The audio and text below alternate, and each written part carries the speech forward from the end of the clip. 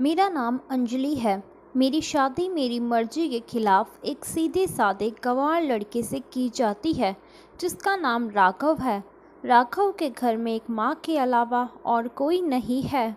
दहेज में राघव को बहुत सारे उपहार और पैसे मिले होते हैं, पर अंजलि किसी और लड़के से बेहद प्यार करती थी और उस लड़के का नाम आर्यन था। अंजलि शादी होके ससुराल आ गई। अपने ससुराल सुहागरात के वक्त राघव दूध लेके आता है तो दुल्हन सवाल पूछती है अपने पति से। एक पत्नी की मर्जी के बिना पति उसको हाथ लगाए तो उसे बलात्कार कहते हैं या हक।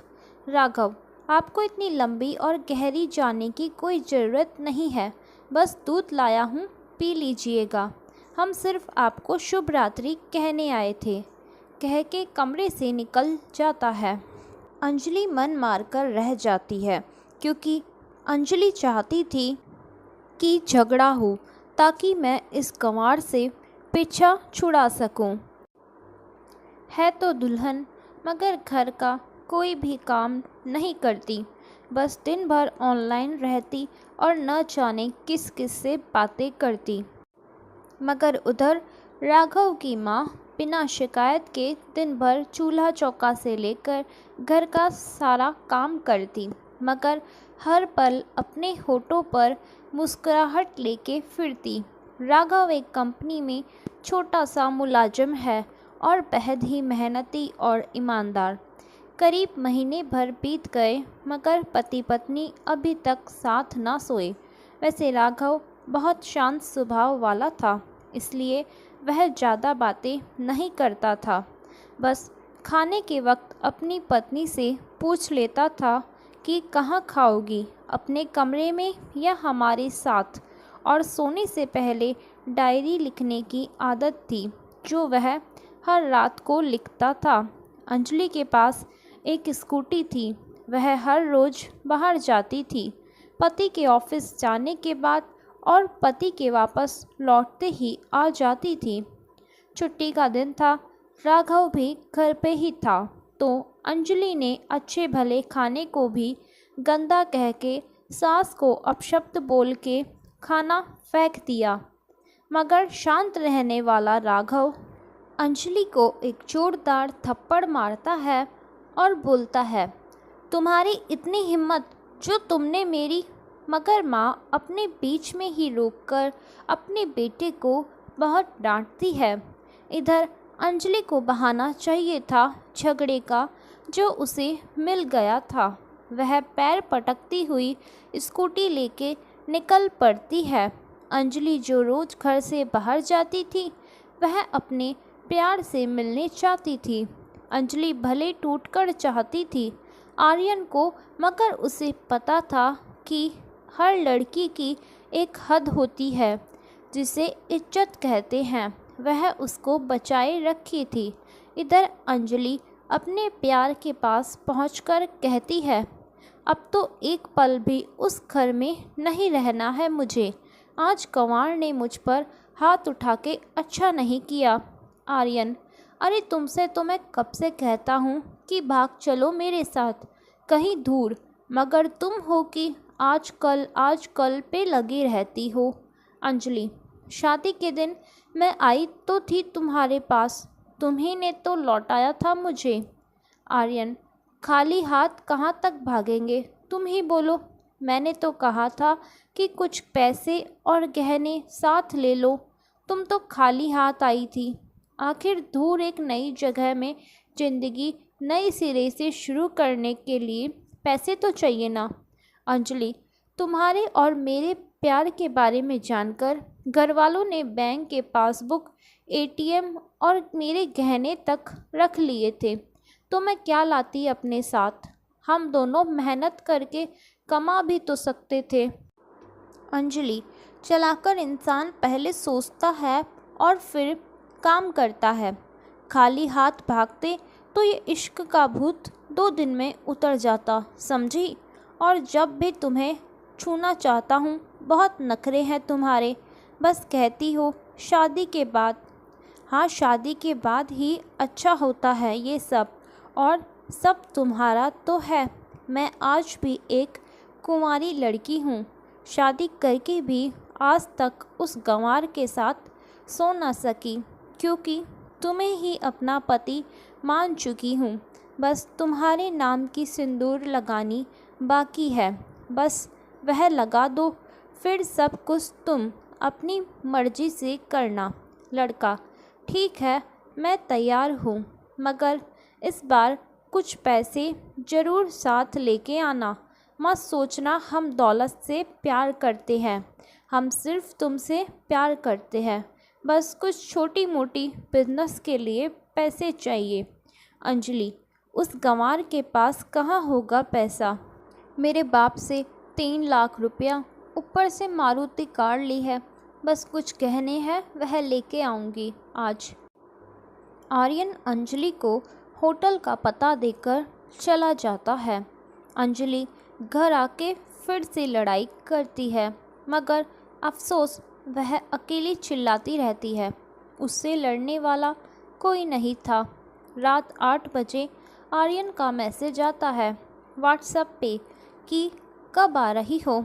अंजलि जवाब देती है, सब्र करो, कोई सोया नहीं है, मैं 12 बजे से पहले पहुंच जाऊंगी, क्योंकि यहाँ तुम्हारे बिना मेरी सांसें घुटती है। आर्यन: ओके, जल्दी आना, मैं होटल के बाहर खड़ा रहूँगा। अंजलि अपने पति को बोल देती है कि मुझे खाना नहीं चाहिए, मैंने बाहर खा लिया है, इसलिए मुझे कोई परेशान ना करे। इतना कह के दरवाज़ा बंद करके अंदर आती है कि पति बोलता है कि वह अलमारी से मेरी डायरी दे दो, फिर बंद करना दरवाज़ा, हम परेशान नहीं करेंगे। अंजलि दरवाज़ा खोले बिना कहती है कि चाबियाँ दो अलमारी की। राघव: तुम्हारे बिस्तर के पैरों तले हैं चाबी। मगर अंजलि दरवाज़ा नहीं खोलती, बल्कि ज़ोर ज़ोर से गाना सुनने लगती है। बाहर राघव कुछ देर दरवाज़ा पीटता है, फिर हार कर लौट जाता है। अंजलि ने बड़े ज़ोर से गाना बजा रखा था। फिर वह अलमारी खोल के देखती है, जो उससे पहली बार खोला था, क्योंकि वह अपना सामान अलग अलमारी में रखती थी। खोलते ही हैरान रह जाती है। अलमारी में उसके अपने पासबुक, एटीएम कार्ड थे, जो उसके घर वालों ने छीन के रखे थे। खोल के चेक किया तो उसमें वह पैसे भी ऐड थे जो दहेज में राघव को मिले थे, और बहुत सारे गहने भी जो एक पेपर के साथ थे, और उसकी वसीयत लड़की के नाम थी। लड़की बेहद हैरान और परेशान थी। फिर उसकी नज़र डायरी में पड़ती है और वह जल्दी से डायरी निकाल के पढ़ने लगती है। लिखा था, तुम्हारे पापा ने एक दिन मेरी माँ की जान बचाई थी अपना खून देकर। मैं अपनी माँ से बेहद प्यार करता हूँ, इसलिए मैंने झुककर आपके पापा को प्रणाम करके कहा कि आपका ये अनमोल एहसान कभी नहीं भूलूँगा। कुछ दिन बाद आपके पापा हमारे घर आए, हमारे तुम्हारे रिश्ते की बात लेकर, मगर उन्होंने आपकी हर बात बताई हमें कि आप एक लड़के से बेहद प्यार करती हो। आपके पापा आपकी खुशी चाहते थे, इसलिए वह पहले लड़के को जानना चाहते थे। आखिर आप अपने पापा की प्रिंसेस जो थी, और हर बाप अपनी प्रिंसेस के लिए एक अच्छा ईमानदार प्रिंस चाहता है।